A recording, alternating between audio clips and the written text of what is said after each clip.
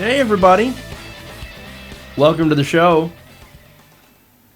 Around the Nation, right here. Jeff Waldorf here with you on this Monday afternoon. Oh my God, what the hell happened to my face? I actually have a face. Funny story, and I have plenty of them. So I have a shaver. I went to thin out the beard earlier today, and the shaver basically gave out. It broke. So I got about halfway through when it quit working. It had been on the charger for about 3 hours. I was like, oh no. Oh no, what am I going to do? I ended up having to shave.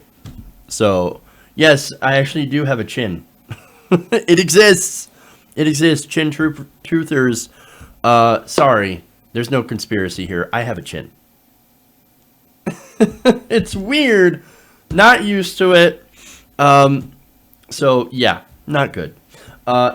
Anyway, thank goodness in about a week it'll grow back. So maybe even sooner. Who knows? But I know where I'm going later on. I'm gonna get a new shaver. Anyway. Fun story, not at all representative of what we're gonna talk about today. But we've got a lot of great stories for you guys today. So stick around. It's going to be a lot of fun. We're gonna have some good stories. Not Trump today. We don't have any Trump news. Weird. I know. Now we actually have for our first story something from my neck of the woods. Interesting. We also have the upcoming New York primary. Some dirty politics being played by Andrew Cuomo. I don't know how I get them confused, but Andrew Cuomo, to be clear, not Chris Cuomo, who I actually do kind of like on TV, even though sometimes he frustrates me. We also have Obama, Medicare for All. That was a story from last week that I definitely want to comment on. We have Ted Cruz. We have jet fuel spilling in Indiana. And then finally, we have a story about how no good deed goes unpunished if you're black. That is a frustrating story. So we'll have that today as well. So before I get into it, please like and share. Also, we are doing a subscriber drive. We are so close to 100,000 subscribers. We are 87,207 subscribers. Can we see 87,220 subscribers by the end of the show? Working our way up, slowly working our way up. We want to hit 100,000 as soon as possible, but if we can do it by the end of the year, that would be amazing. So 100,000, that's when we become mainstream on YouTube. I know that's a weird thing to say, but that's when we become a big channel. That's when people start to take us seriously. And so that's a big milestone to hit, 100,000. And I can't do it without you guys, obviously. I need your help. Please hit the subscribe button if you haven't already. And if you have, please share this out. Please ask everyone you know who watches, your followers on Twitter, your Facebook, wherever, to subscribe to our channel on YouTube. Very important. We've got to hit that 100,000 subscribers. That's when we can actually really take off. So that said, made a few changes over the weekend. So you know our Twitter account, ATN on TYT. That is our new Twitter handle for the show. So if you haven't already, follow that. And we made our change to our Patreon as well. Still the same URLs because I don't want to confuse anybody. So again, I don't want to confuse anybody, so I kept the URL the same. But our Patreon is not TYT Nation anymore. It's for Jeff Waldorf, which means it's going to help the show. And what I want to do is I want to show you guys what you've actually done for the show, because there's a lot of talk about where money goes when you donate to somebody. So me, I try to use the Patreon for show stuff. Obviously, I also got to pay the bills. So that actually helps, keeps the lights on here in the house/studio. But it also helps me get things that actually make the show better. For example, the computer that I'm working on, that I'm currently streaming on, that was you guys. The camera that I'm looking at, that was actually student loan money. But I have another camera next to it that is you guys. That's what you helped. You guys, helped me get the laptop that I'm reading your comments from. So you guys helped me get the lighting. Like, you guys bought that. You guys bought the green screen. You guys bought all the stuff that actually makes this show look good. So, and like I said, I'm running on almost little to no budget, except for what you guys, donate to me every month. And I'm going to continue to use that money to do better. This microphone, you guys bought this. The arm that it sits on, you guys bought this. That's yours.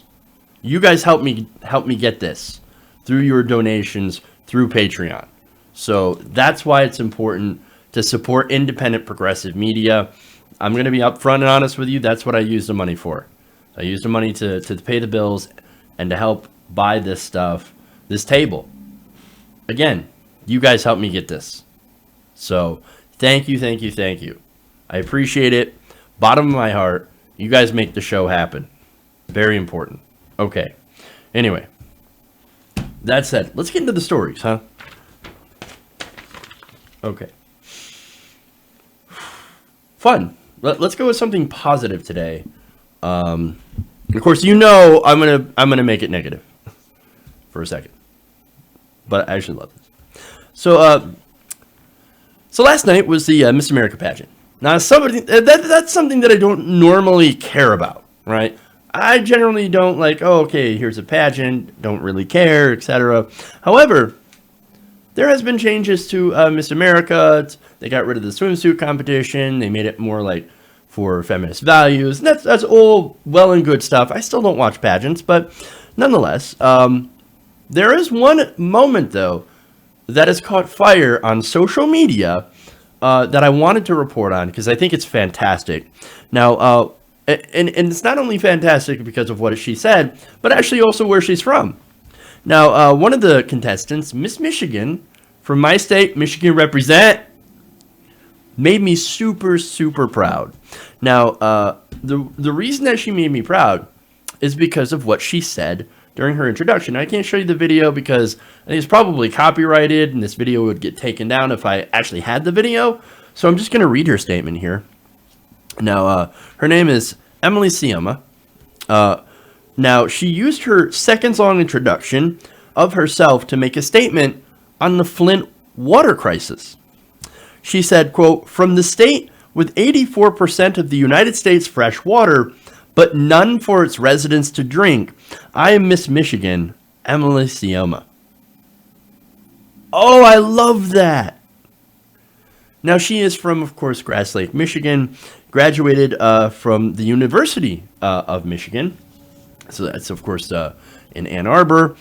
She's also a survivor of sexual assault and had planned to dedicate her Miss America Social Impact Initiative to helping support other survivors. So not only is she in support of women, she's part of the Me Too movement, but also actually cares about what's going on in Flint, Michigan, and used her power to actually try to spread awareness that Flint still does not have clean water. They have not had clean water since 2014. They still can't drink it. This despite the EPA coming out and saying, oh, no. Lead and copper levels in the water, they're actually much lower they're below federal limits. Well, the federal limits are still too high. No amount of lead is actually safe to drink, especially when you're young, when you have a developing brain. No amount of lead is safe. So those safety levels, or those federal safety levels, they're BS. They're BS. They're complete crap. No amount of lead is safe. So, of course, if there's any amount of lead in the water, you shouldn't drink it. And that's exactly what they're doing, right? They're not drinking it. In fact, the BBC reports, and this is why I love outside independent, or not necessarily independent media, but outside the United States media that exists there. They reported that it may not be 2020 until residents can drink safely from their taps, as contaminated pipes aren't expected to be fully replaced until that year. 2020. That would mean that for over 6 years, by the time that happens, the people of Flint will have not had access to clean water. And that's just from the official account of like, okay, we now admit that there's a problem in Flint. There'd actually been a problem long before that. So an entire city without drinkable water, nearly a decade. That is shameful. That is a disgrace. So I just want to give a big shout out to Emily Sioma for using her platform. And I'm pretty sure I'm not saying her name right, and I do apologize for that. I think it's Siome or something.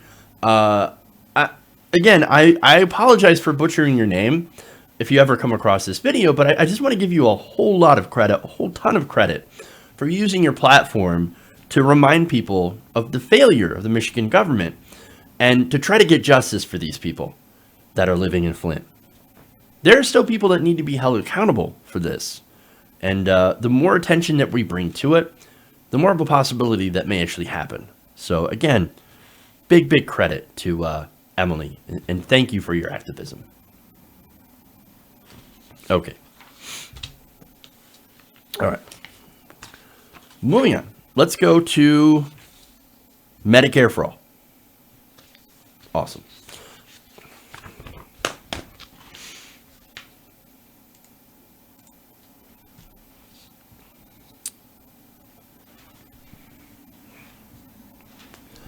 So President Obama has jumped back into politics and into the political conversation. Now, among some of the many different things that he had addressed in his speech, including Donald Trump, this is the first speech where he actually calls out Trump by name. He also gave shout outs to a policy position that has in recent years become very popular. Now, here's the president's statement on this. Take a look. It's harder for young people to save for a rainy day, let alone retirement.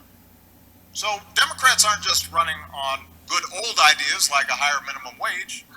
They're running on good new ideas like Medicare for all, giving workers seats on corporate boards, reversing the most egregious corporate tax cuts to make sure college students graduate debt-free.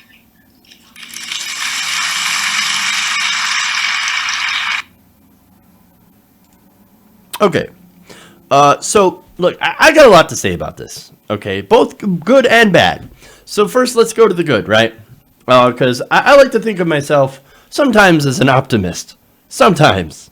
Now, look, President Obama is considered by a lot of pundits and Democrats in general as the leader of the Democratic Party, right or wrong.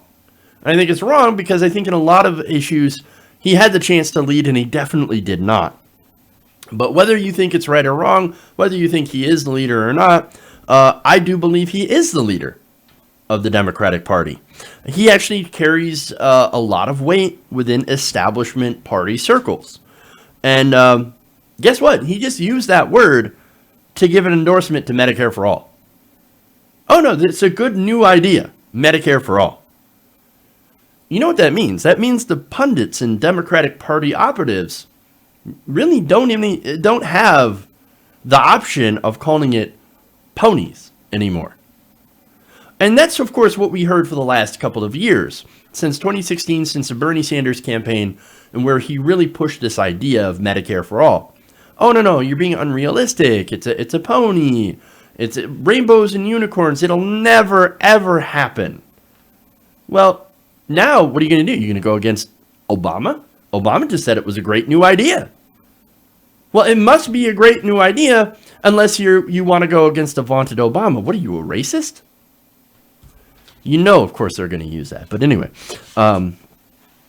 so look, again, just 2 years ago, everybody was saying ponies, Medicare for all, unrealistic. How are we going to pay for it? In fact, I got a video here of the 2016 Democratic nominee talking about Medicare for all. Watch. Health emergencies can't wait for us to have some theoretical debate about some better idea that will never, ever come to pass. Never, ever come to pass. It'll never happen. Single payer, not going to happen. How the times change. How the times change. Now we're actually having a conversation. Now it's mainstream. You know that a politician like Obama has seen the writing on the wall. They know it's inevitable. That's when they actually come out for it. Look, everything in Washington, you have to understand, is calculated. They think about this. They go over it with pollsters, and they go over it with party officials to make sure that, is the base in favor of this? And are we able to make this political calculation to support this specific policy? It's what he did during his entire administration. Oh, no, I've got to go and meet with the consultants and talk about this, all this stuff, right? I've got to make my plan, and I've got to be calculated. I got to play three-dimensional chess to make sure. And then the Republicans, what are they going to say? They're going to call it socialist and all that stuff. And look, going through and making all those calculations, even Obama was like, yeah, this is inevitable. This is going to happen, so I might as well come out and in pure Democratic DNC establishment fashion claims it. Oh, no, it's a great new idea. It's a great new idea. Now, look, one of the reasons, as I said, measured is public opinion, right? Which leads me to some of the polls, right? The polls behind single payer are absolutely undeniable. 70% of the American people want it. 85% of Democrats specifically want it. And over half of all Republicans, 52%, say yes, it is time for Medicare for all that is government-sponsored insurance. They know what it is. They want it. The American people, it cannot be more clear that they are ready for Medicare for all. And look, the reason is it's not because Obama, it's not because of the establishment. No. It's because of Bernie Sanders, who did not get mentioned, by the way. The National Nurses United, all the progressive activists, all the candidates, Alexandria Ocasio-Cortez and many of the others that are actually running on this. The few congressmen, the 16 senators that are supporting it. And of course, you guys. You helped push Obama to the left on this issue. This is a big deal. This is a huge deal. Now, that's the good. I'm going to throw some shade. Now, Jesse Hellman, writing for The Hill, noted in this article that Obama and establishment Democrats had rejected the premise of Medicare for all and single-payer health care during his 8 years in the White House. And there's some pretty devastating quotes on that that I don't have, where he was like, "No, we're not interested. We're actually this is like socialism. We're not going to go in that direction. We're not going to go in the direction of single payer. This of the ACA is completely not that. No. It is free market health insurance." Now, Republicans, will you vote for it? And of course they didn't. But anyway, now Julia Conley, writing for Common Dreams, she wrote, while working to reform the U.S. for-profit health system as president and with majorities of both the House and Senate, Obama hastily rejected the possibility of adopting a single-payer plan, claiming it would represent a radical shift akin to right-wing proposals for all Americans to take on 100% of the responsibility of their health care costs. Oh, no. Medicare for all. It's one of those crazy fringe ideas that is kind of like, it's so crazy that it's like the right-wing plan, which is like no health care at all. Well, we're not going to go in that direction. 8 years later, now suddenly it's like, oh no, Medicare for all, great new idea.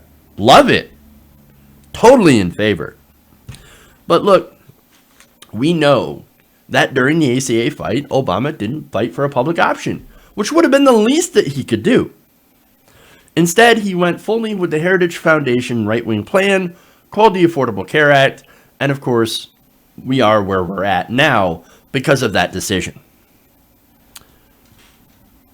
So Obama, he didn't fight for it. He didn't fight for Medicare for all.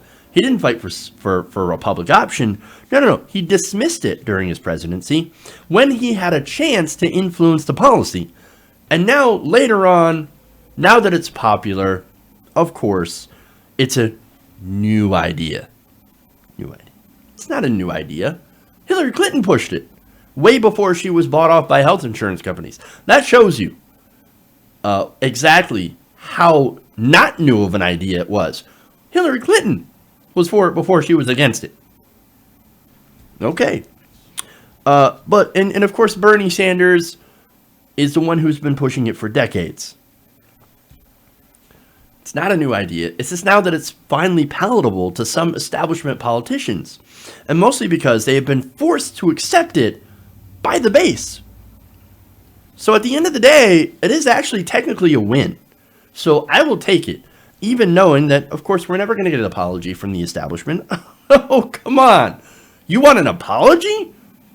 Hell will freeze over before the establishment apologizes for shitting on people who are supporting Medicare for all.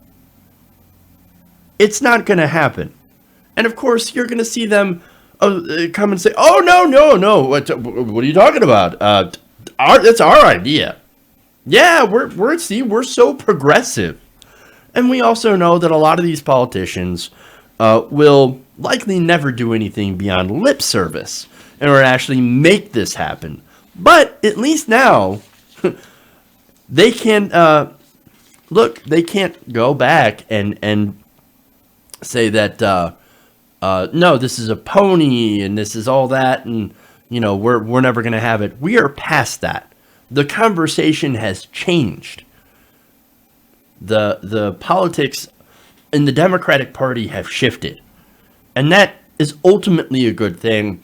And just him talking about that, you got to understand that stuff like this means a lot on Capitol Hill. So this is a big deal. But, like always, and you guys have to remember, and I think you know this better than anybody, flowering language doesn't turn into policy unless there is action. So, and as long as we keep up the pressure, as long as we demand action and push those politicians and engage in primaries, then there is a chance we will win. As long as we keep fighting for it. Okay. All right.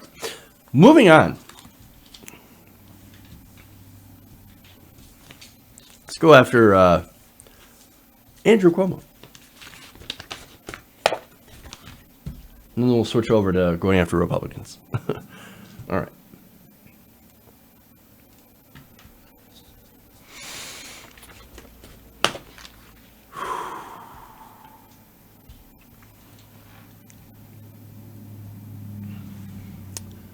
So everybody knows that politics is dirty, by definition. But New York politics, like Chicago, gets especially dirty. And one example is a recent mailer sent by the New York Democratic Party, which NYMag basically obtained and did a story on. And they explained that the mailer, I should say, had misrepresented Cynthia Nixon's views on Israel and basically smeared her as anti-Semitic. Wow. All right. So now, what's this all about? This actually has something a little bit to do with the BDS movement. That, of course, is the boycott, divest, and sanction movement that basically says, look, as long as Israel is building illegal settlements and treating Palestinians the way that they are, then we're not going to do business with them. That's basically a consumer boycott. Now, I don't have a problem with that, right? And I actually don't think that's anti-Semitic at all. Basically, look, if you want to boycott Israeli goods because of their treatment of Palestinians, it's a valid form of protest. But of course, every time you bring that up, the immediate response is, You're anti-Semitic. You hate Jews. You hate Jewish people. You're a bigot. In fact, that's what Alan Dershowitz wrote an article, an op-ed against Cynthia Nixon, calling her a bigot. Alan Dershowitz. I don't think I have to explain a little bit more why that's incredibly wrong. But anyway, unfortunately, in a lot of our politics, especially Democratic Party politics, if you're not a staunch supporter of everything Israel does, especially everything the Israeli government does, and that's my issue with their government, then you are anti-Semitic. Again, this is a right-wing government. It's a ridiculous notion, right? That you're anti-Semitic if you oppose the Israeli government and some of what they do, but it's one that too many Democrats seem to fall into. Now, Nixon, by the way, on Sunday said that she doesn't necessarily support BDS tactics, and that she never had supported BDS tactics, even though she had signed a petition back in 2014 supporting certain artists that refused to play their music in Israel over their treatment of Palestinians, right? So, of course, Cuomo and his allies seized upon that. Now, the mailer also condemned Nixon, among other things, for being, quote, silent on the rise of anti-Semitism. Oh, no, she's not talking about how there is a rise in and there absolutely is. There has been an absolute increase in anti-Semitism since President Trump had taken over, had gotten into office. So there is that happening in America, and that does get addressed, and it should be addressed.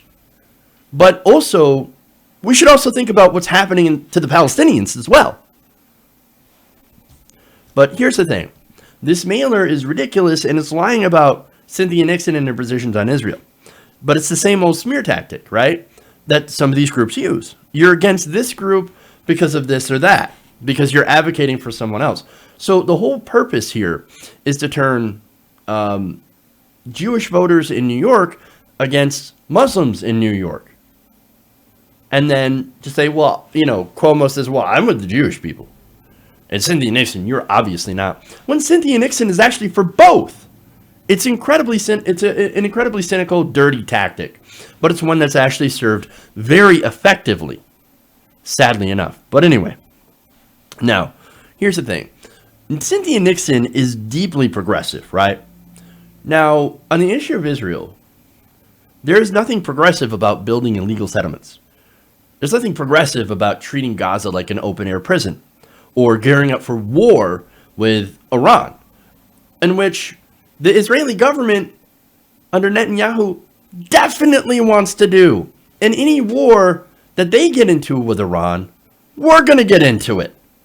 So here we have, of course, a situation which could literally lead to another war in the Middle East. That's what the right-wing government of Israel is doing. So pointing that out, of course, people will be like, oh, you're anti-Semitic. No, that's not against the Israeli people. It's not even necessarily against the country of Israel. It is against the right-wing government of Israel, which is pro-war. So anyway, as far as the solution goes, you guys know I believe in a two-state solution. That's the only way we're going to have peace. But there's an argument to be made that the actions of the Israeli government, funded by the United States, American politicians, who then buy, I should say the Israeli government also buys American-made weapons. Well, look, you could make an argument that they're not interested in peace. No, because they can maintain control of politics because of fear of Palestinian attacks, which there have been attacks, and I think those attacks are wrong, but it's not really an equal force of arms here. This is not an equal conflict. There's a disproportionate use of force and use of arms on the Israeli side towards Palestinians. Nonetheless, there are people that will be like, oh, no, Hamas launched a rocket, so it's okay for the Israeli military to go launch strikes that end up killing more civilians in the Gaza Strip. No, there's a disproportionate use of force here. There's a disproportionate power here.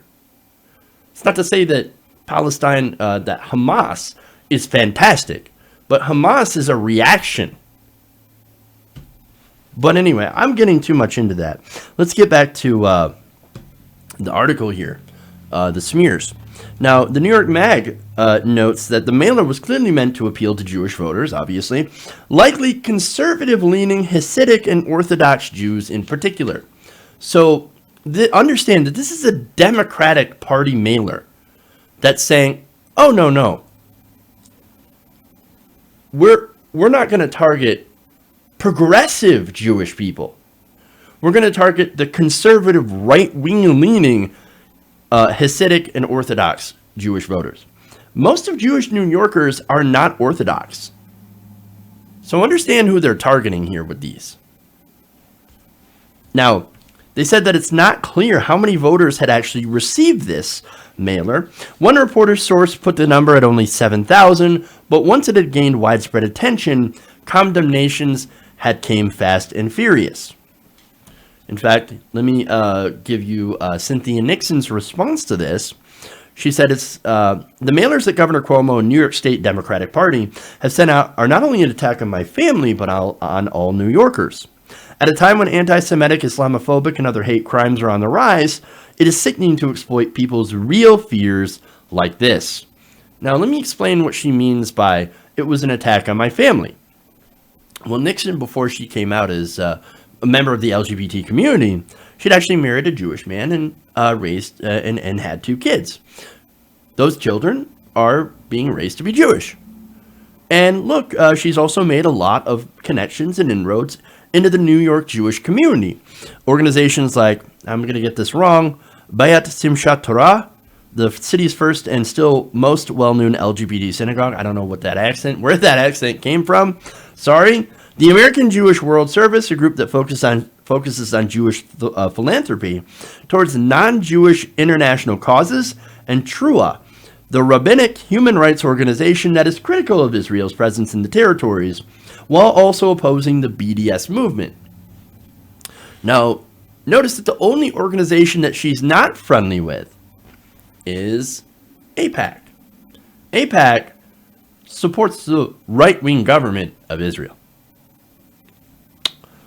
So, again, here you have the Democratic Party of New York, supposed to be progressive, supposed to be liberal, sending mailers on behalf of Cuomo that are trying to appeal to the right-wing Jewish community.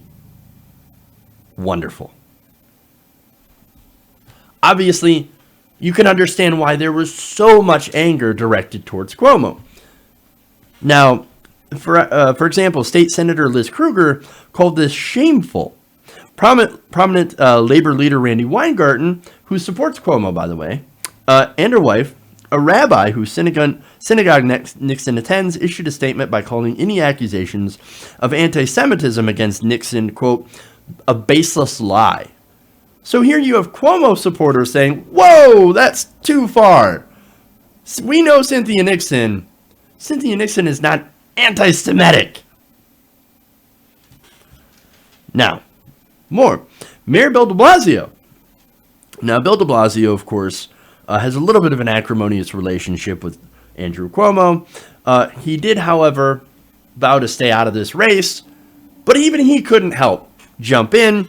He said the mailer sent by New York Democratic Party in the 11th hour falsely attacking Cynthia Nixon is beyond unacceptable. It is downright Trumpian. A tweeted apology calling it a mistake is laughable. The state party must compensate the Nixon campaign immediately. Now, getting to apologies. You'll love this. This is Andrew Cuomo. He, of course, denied knowing anything about this. Quote, I didn't know about the mailer. I heard about the mailer. I haven't seen the mailer. The way I ran this campaign, it's been on the issues. It's been positive. I think the mailer was a mistake. I think it was inappropriate. Oh, no, I haven't seen it. I haven't read I heard about it, but no, I didn't know anything about it. It's not my fault. I didn't do it. That's ridiculous. And let me show you why. Liz Smith, strategist who works for both Cuomo and the New York Democratic Party, said on Twitter, this is Cuomo first. Governor Cuomo didn't approve of or have any knowledge of the matter in question. He disagrees with the language in it, believes it is inappropriate, and urges voters to focus on the real issues in this race. So let me give you why this is bullshit. He tweets. This is Shane Goldmacher. Shane Goldmacher is a reporter for the New York Times, and he noted that Cuomo frequently gets his message out through the state Democratic Party, and he had tweeted this out. Cuomo can say he didn't approve of this particular party mailer, but broader context is Cuomo sent every piece of mail that I have seen through the state party. Among the reason is that paid for stamp adds gravitas when voters see the mail. So Cuomo sends all of his mailers through the Democratic Party. All of his messages. He knew about that. Come on. They're not going to just release an unsanctioned mail with his name on it and be like, see, Cynthia Nixon, anti-Semitic, what are you going to do? No, the reason is, of course, everybody, Jewish people saw this like, hold on there, buddy. Whoa. We know Cynthia Nixon. You obviously do not know Cynthia Nixon. She is not anti-Semitic. So, and look, Nixon also called BS on the idea that Cuomo didn't know. I read you that tweet. But here's the thing. Here, context, right? The reason that I say that he knew about this, because this isn't the first time something like this was pulled in a Cuomo-involved race. In 1977, Cuomo was alleged to have used the same kind of tactic in a Democratic primary against Ed Koch. So, I'm saying if there's a history, like if it walks like a duck, sounds like it's probably a duck. He sent this. He absolutely sent this. He absolutely knew what he was doing. This is a gross, disgusting attack. This is playing so incredibly dirty. In the only way that Democrats can. And by the way, Democrats, you ever see Democrats play this dirty against Republicans? Oh, if they did, they might actually win. But no. We only see this kind of viciousness against progressives like Cynthia Nixon. That's the only time that Democrats get nasty. It kind of tells you a lot about the Democratic Party. Okay. So, here's what I'm going to do. I'm going to take a break. Come back. We got more stories for you guys today. We have Republicans trying to save Ted Cruz's ass. That's hilarious and sad. Then we also have a black restaurant owner getting arrested. You won't believe the reason why. Total clickbait. But no, it's an important story. So stay tuned for that. And of course, then we have Indiana. We'll talk about an oil spill and what I think about that. All right. If you guys have any, send your super chats. I'll read them. I'll read the comments and things. So just, do that. Also, you can tweet me on Twitter, ATN on TYT. That is our Twitter handle. So you can tweet us, make comments, ask questions, etc. And I'll do my best to answer them. So anyway, like and share. Make sure to subscribe. We'll be right back. More show around the nation.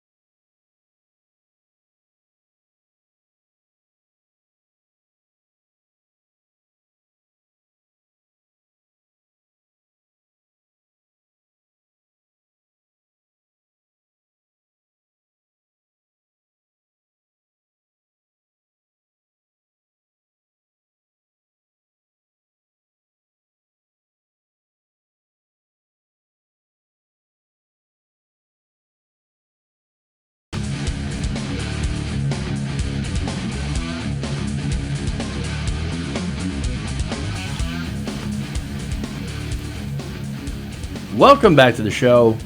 Round the Nation right here. Jeff Waldorf here with you. Okay, so got a few things to go through. First, we've got some super chats that I want to read. One from is Moonlit Marigold. No message on that, but thank you, Moonlit. Beautiful name, by the way. Or username, I should say. It just makes you think of all nice things. And that's great. We could all use more nice things. Peter S. also writes, Beto for Texas. Beto for Texas. All right. You're going to love the next story, Beto versus Beta. I absolutely love that. But first, we are doing a subscriber drive to get to 100,000 subscribers. We are currently at 87,210. So I'd like to get to 87,220 by the end of the show. Not a lot of time, probably not going to make it, but if you haven't already, please subscribe to the channel. Very important. Also, make sure to share the stream. Give us a like as well if you enjoy what we're doing. All right. That said, I don't know if there's anything more here that I want to read. Okay, moving on. Let's dive in here to Ted Cruz.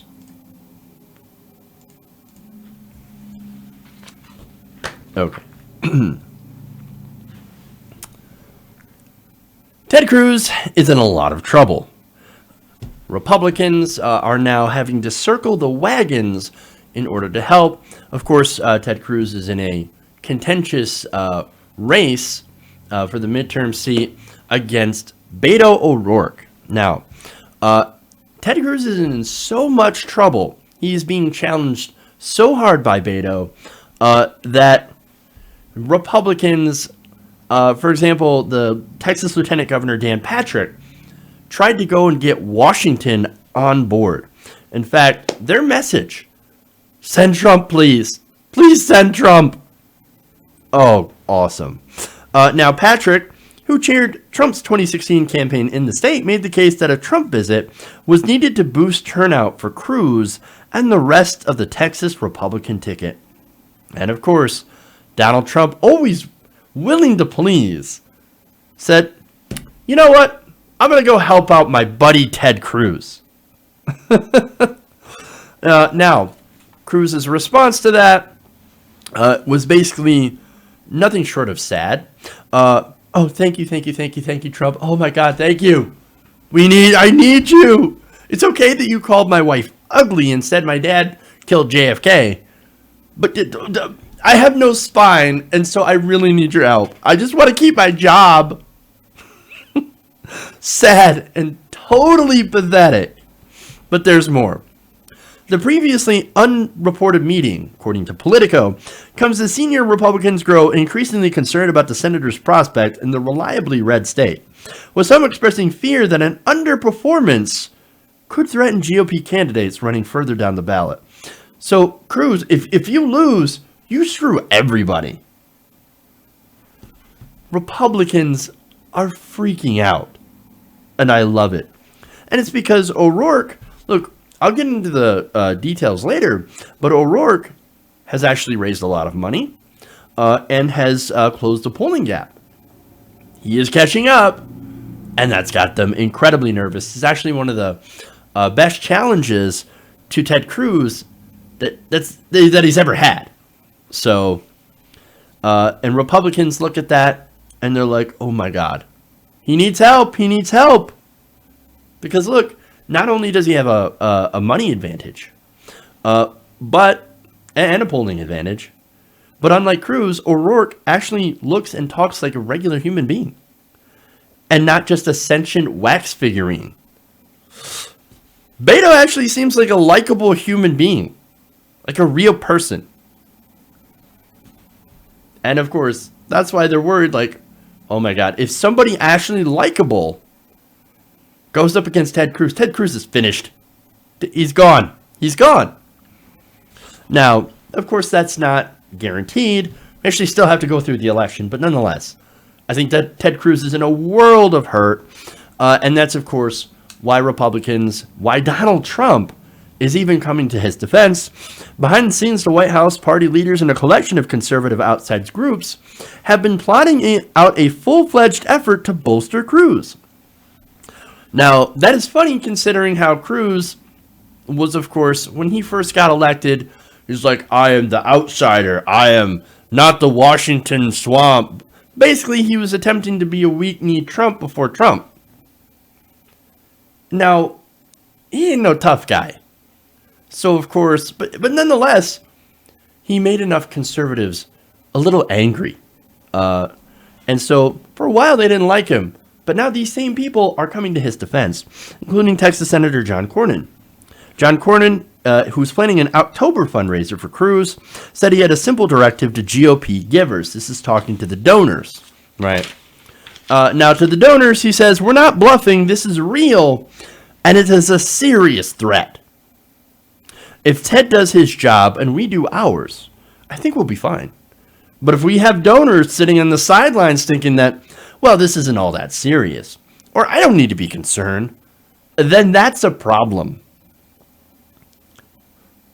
Translation. Give us money now. Look, even though we can't make Ted Cruz likable, what we can do is take your money and just dump it everywhere on TV and radio in the hopes that enough people will be blanketed by bullshit that we can bury O'Rourke in our terrible ads. That's the whole point. I don't think it's going to work because, again, Ted Cruz, to show you how laughable Ted Cruz's campaign against Beto O'Rourke is, every time he tries to dig up dirt on him, that actually makes him look more likable. Can you believe O'Rourke was in a punk band when he was younger? Oh my God. Texas does not need someone who was in a punk band. No, actually that's kind of cool. I'm just saying. Beto O'Rourke once had a DWI. Oh my God. Whatever you do, do not look at that hot mugshot of his. It is almost as if they are campaigning for O'Rourke.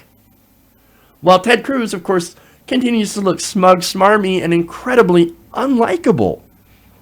And look, I'm not just saying that to say that. Texas voters really do not like Ted Cruz. In fact, I've got a couple of polls here from June. Now, these polls show that a majority of voters strongly disapprove of Ted Cruz's job performance. Only 33% of voters strongly approve of his job performance, while only 21% strongly approve. Now, of course, this is strongly, and you add in, excuse me. So that's strongly, and then of course you add in, oh, I kind of approve of what he's doing. It sort of goes to around 40%, right? 44%. Positive, and about 42, a little bit less, a couple points left on the negative. So, or I have that the other way around. I kind of have that mixed around, but it's more negative than it is positive, and that is disastrous for Ted Cruz. Now, favorability. You're going to love this. 34% find him strongly unfavorable, while 23% find Ted Cruz very favorable. Ouch! People do not like Ted Cruz, his own voters. Now, getting to the details about the money, O'Rourke has outraised Ted Cruz more than 2-1 in the past quarter. And as that has happened, right-leaning groups have been like, okay, we're in serious trouble. It's time to deploy the money bomb. In fact, here you have the Anti-Tax Club for Growth, who spent millions on Cruz during his 2012 Senate bid. They have started a 7-figure advertising blitz aimed at tearing down the Democratic congressman. The organization has begun polling the race, and David McIntosh, the organization's president, recently traveled to Texas to meet with donors who could help fund the barrage. More than $1 million has been raised so far, people close to the group say. A handful of other well-funded groups are considering joining the effort, including the Koch-backed Americans for Prosperity, the Mitch McConnell-aligned Senate Leadership Fund, the newly formed Senate Reform Fund and Ending Spending, which has been in the past been bankrolled by major GOP financiers, including New York City investor Paul Singer. Some of the groups have been in touch with one another as they weigh their next moves and try to determine how much help is needed. Look, and in Texas, Ted Cruz is saying, help! I need help! I'm hurting. Beto is making me look like a beta. Now, of course, Doug Deason, a Dallas investor and prominent GOP giver, who met with McIntosh, says, and this is the key phrase here, this key sentence, I think there will be a lot of money. No kidding. Now, on Thursday, the Senate Conservatives Fund also sent an email to supporters asking them to finance Cruz.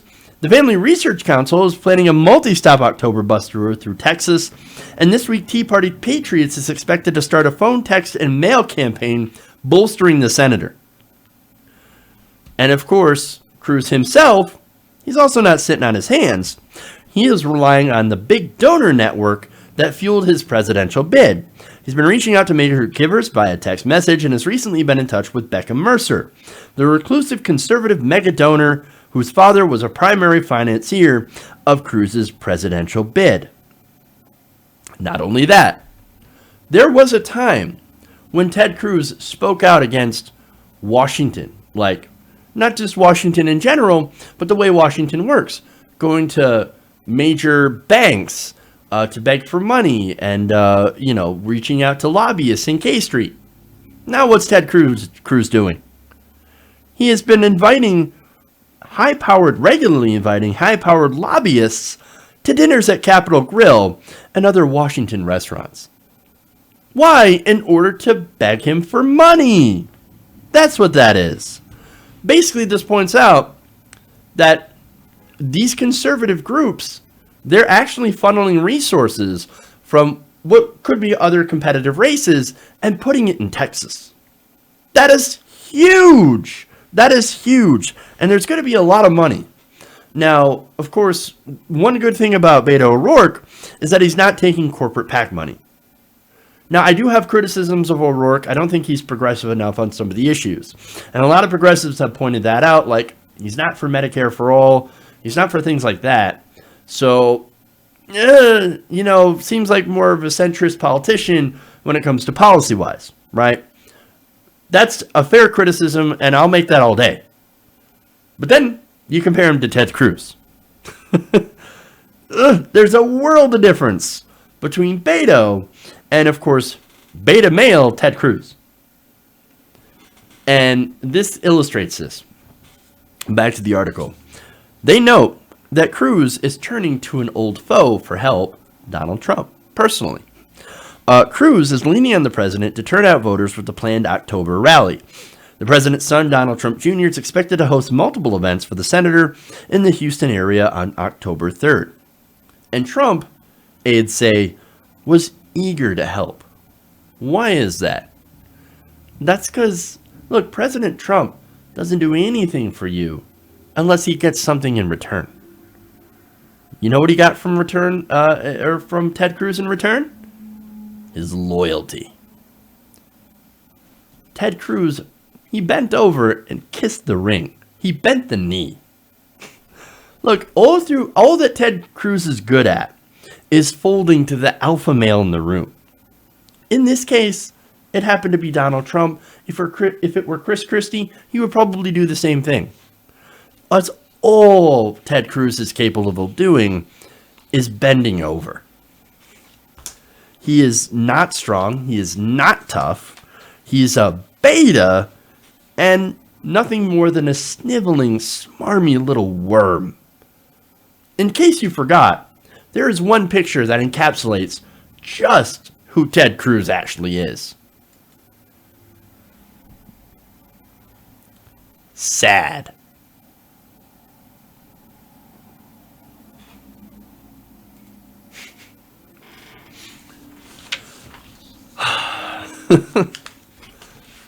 Oh, I love that.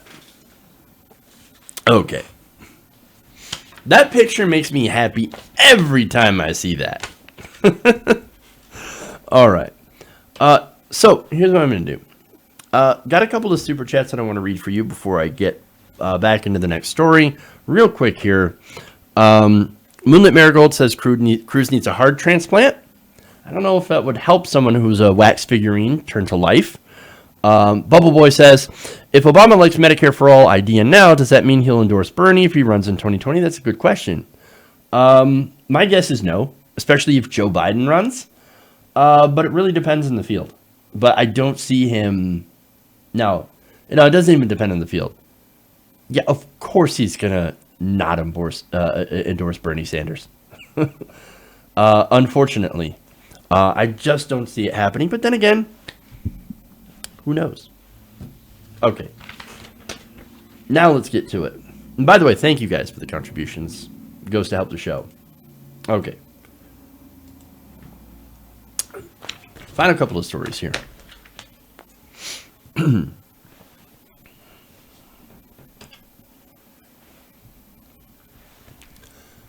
They say that no good deed goes unpunished. Well, the story of Dr. Clyde Pemberton is a great example of that. Now who is that? Well, Dr. Pemberton is the owner of a well-known Harlem establishment, a restaurant, to be clear. And back in 2017, he and two of his employees were arrested during an altercation with a group of women inside of a restaurant. Well, that's interesting. What happened? Well, first, let me give you some of the details before that.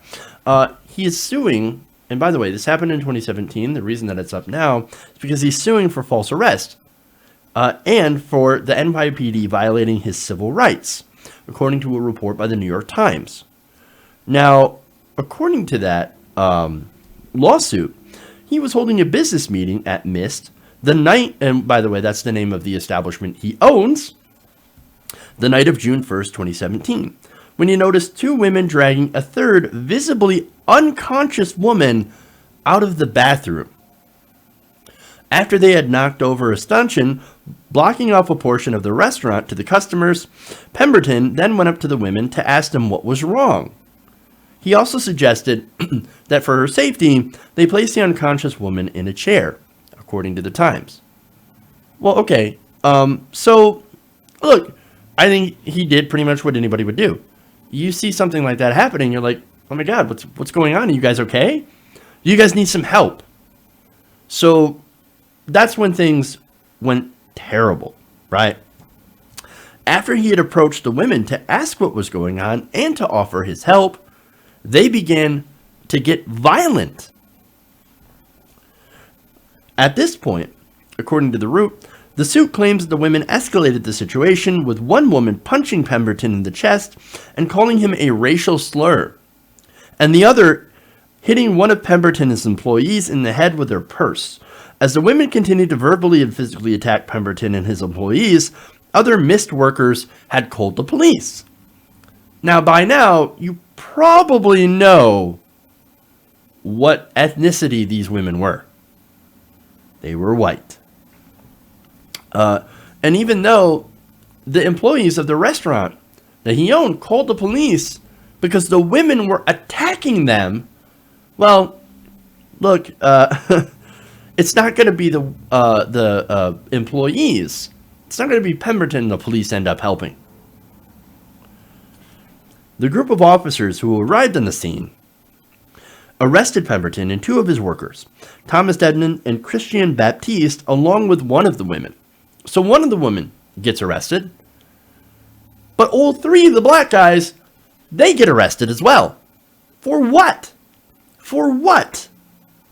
Now, the lawsuit claims that the police, all of whom were white, never asked Pemberton what actually happened. They just immediately came in and said, oh, 3 black guys and one unconscious woman? That's it. That's it. We got to arrest the black guys. Of course. Oh, and I guess we'll arrest one of the women who's verbally harassing and assaulting one of the black guys. Wow.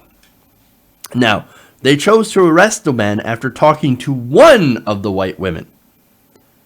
According to the Times, one officer did claim, this is mostly a cover-your-ass operation, I assume, that he saw 3 men blocking an exit to the restaurant to prevent the women from leaving.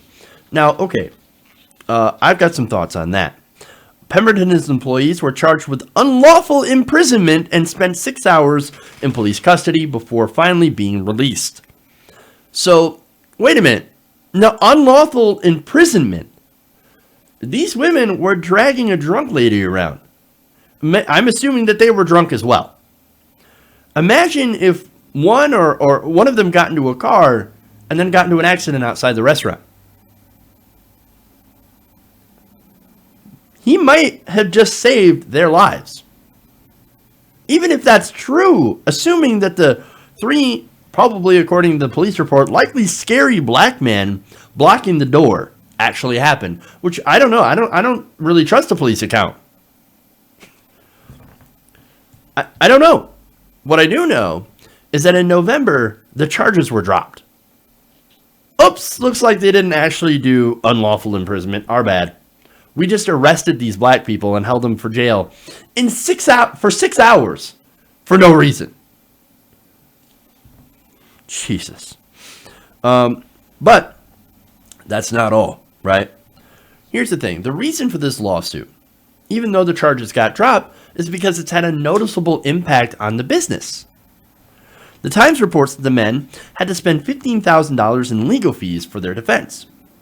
But not only that, but Pemberton, who hails from Trinidad and Tobago, is also a green card holder and says that ICE comes in and regularly harasses him, or harasses him when he is traveling in and out of the country. Pemberton also says that the NYPD has stepped up its presence at NIST since the arrest, performing random checks of the restaurant and costing him business. Because look, if you're a black business owner, the last thing you want is the NYPD poking their heads in every once in a while and scaring people. And good. And there's a reason that these people are scared. There's a reason that black people don't necessarily like the police. And it's because of situations like this. Look, this is all for trying to help somebody who is passed out. And you wonder why, again, as I said, black people are afraid. This is why. To get arrested for trying to do a good thing and then having both the NYPD and ICE come after you in what is now a sustained harassment campaign is exactly why people like Colin Kaepernick kneel during the national anthem. You can't have a country based on liberty and justice for all when it's clear that the portion of the population does not receive that equal justice. This is another example of police arresting a black man for just doing regular things.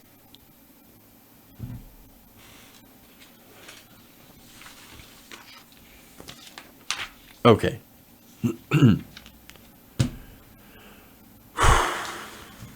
One more story here for you guys. And don't worry, we'll be doing the another police story tomorrow, which ended far more tragically. All right. But first, we'll get through this. So we have had another pipeline spill. This time, according to the Associated Press, the pipeline spilled more than 8,000 gallons of jet fuel into an Indiana river. Now, the affected river was St. Mary's River in Decatur, which is a town of about 9,500 people, about 100 miles from Indianapolis. Now, Decatur Mayor Kenneth Meyer told the Fort Wayne, Indiana-based Journal-Gazette that cleaning the spill could take weeks, because it's not exactly easy to get jet fuel out of a river. Now, Houston-based Buckeye Pipeline Company, LP, which owns the pipeline, had confirmed the spill to a local station on Saturday, and company officials said that there had been a failure Friday evening that had caused the spill. So what kind of failure? I don't know. Failure of the pipeline to do what it's supposed to do and not spill. But the reality is pipelines spill all the time. Now, according to the Journal Gazette, one of the workers discovered a pressure drop, went immediately in to check on it, and then immediately shut it down. You can say, well, I mean, at least they shut it down, but not before 8,000 gallons of jet fuel ended up getting into the river. Now, Adams County Emergency Management Agency Director John August told local station in Indiana, WANE, that drinking water in Decatur should not be impacted because it's sourced from wells and not the river. He said that the air might smell a little strange, but that there was no danger. Well, look, I don't necessarily believe that. But hey, isn't it fortunate that not a lot of people drink from the river? Except maybe for the wildlife that drinks from the river. What's going to happen to them? And to make sure not to let your kids swim near the river, and make sure not to fish near the fish in the river either. Also, the police have said that you shouldn't smoke or have open flames near the river, because if you do, there's a chance that the river could light itself on fire. Well, so that's fun. Hey, Indiana, isn't it nice that you can light your river on fire from jet fuel? Jesus, man. This is what's happening to so many of our waterways. Pipelines burst. And look, the Trump administration is making it easier to do this because to build shoddy pipeline. They're removing regulations left and right. They've turned the EPA, and the EPA that was formerly under Scott Pruitt, basically was stripping regulations left and right. That's what they do. They hate regulation. So as you have less and less regulation, you end up having more and more spills. But you know something that I've never heard of happening? A sunlight spill, a wind spill. Look, I know jet fuel, right? Which isn't like as numerous as oil and gas pipelines, but they still have a tendency to spill. They still have a tendency to have issues. And so, look, what we need to do is we need to figure out a way to power things without needing all these pipelines, without having to use fossil fuels. Now, look, I know battery technology has advanced, but it's not quite there, right? Now, my solution is actually invest more into it as the government. Think about it. With enough investment and enough time, we can make batteries far more efficient and actually revolutionize transport. And that's the thing. I believe that we need a Marshall Plan for our society when it comes to energy. We need to completely rebuild our energy grid away from fossil fuels. Think about how crazy this is. Our cars still running the same fuel that the first cars over 100 years ago ran on. That's insane. There are companies out there looking to change that, of course, but they exist in the private sector. Now, the private sector doesn't allow taking of risks unless profit is almost assured. So they can't look into technologies that are a little bit more out there. They can't take certain risks. They don't have as many resources as the government does. That's why government needs to get involved in this. They need to do the R&D business for battery technology, or for hydrogen power, or for some forms of nuclear that don't generate waste and don't have a risk of catastrophic meltdown, like what's happening in Fukushima. That's what we should be doing. Instead, we're laying pipe and fucking the earth. That's what's going on. And look, this isn't the last pipeline spill by far. No. They spill all the time. In fact, just the last 6 months in Indiana alone, a pipeline owned by Marathon Petroleum leaked 42,000 gallons of diesel into Big Creek in Posey Creek, Indiana, back in March. And it's averaged across the entire United States that a pipeline spills at least once a day. Once a day.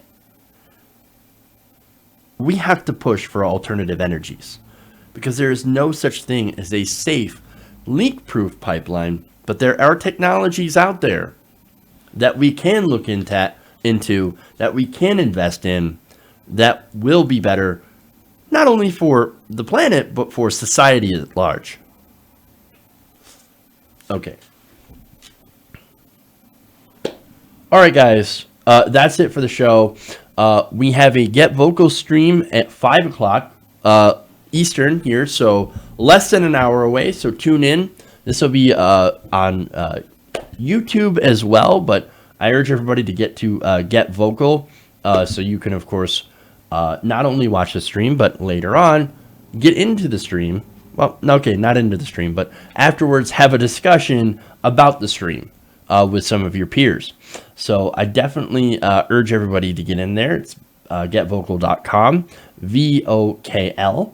We'll have the link in the description of course, the stream when we have it up. So make sure to tune in for that.